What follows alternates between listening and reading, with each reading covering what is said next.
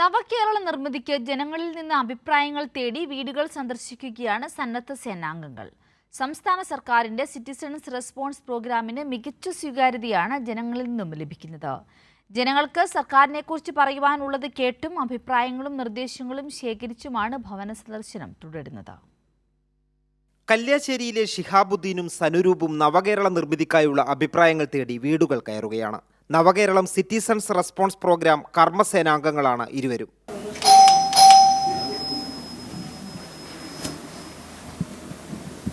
നമസ്കാരം. നമ്മളെ ഗവൺമെൻറ്റിൻ്റെ സിറ്റിസൺ റെസ്പോൺസ് പ്രോഗ്രാമിൻ്റെ ഭാഗമായിട്ട് വരികയാണ്. നവകേരള സൃഷ്ടിയുടെ ജനങ്ങളിൽ കേൾക്കാൻ വേണ്ടിയിട്ട് ജനങ്ങളിലേക്ക് ഇപ്പോഴെത്തിയിരിക്കുന്നത് പ്രമുഖ നാടകകൃത്തും സംവിധായകനുമായ KM രാഘവൻ നമ്പ്യാരുടെ വീട്ടിൽ.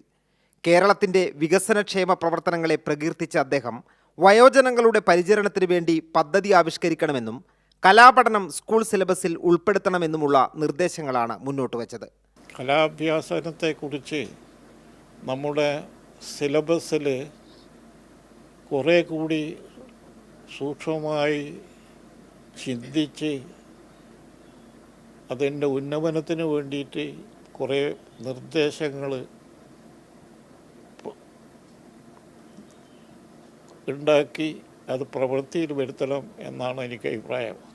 ഒന്നെന്താ വെച്ചാൽ യുവജന ഉത്സവത്തിലും മറ്റും ഒരുപാട് ആളുകൾ ആവേശപൂർവ്വം പങ്കെടുക്കുന്ന ഈ കാലത്ത് ഇനി കലാവിദ്യാഭ്യാസം ഒരു പ്രധാന ഐറ്റമായിട്ട് തന്നെ എടുക്കണം.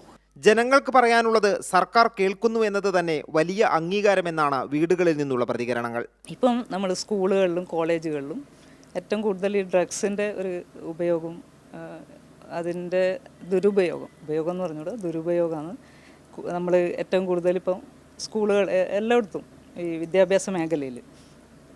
അപ്പോൾ അതിന് വേണ്ടുന്ന നടപടികൾ ഗവൺമെൻറ് അത് ശക്തമായിട്ട് ഉണ്ടാവണമെന്നാണ് എൻ്റെ ഒരു അഭിപ്രായം. അതിനെ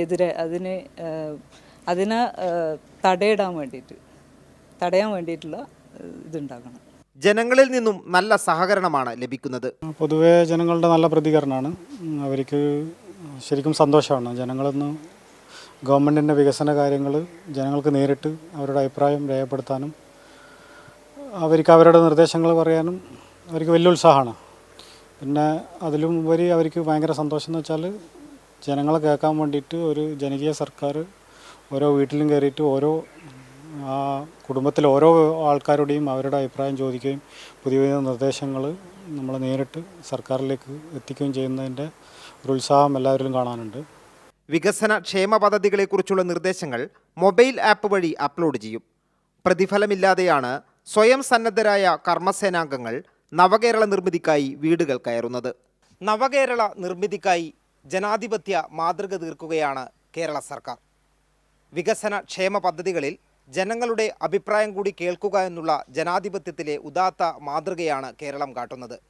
കണ്ണൂർ കല്യാശ്ശേരിയിൽ നിന്നും M. സന്തോഷ്.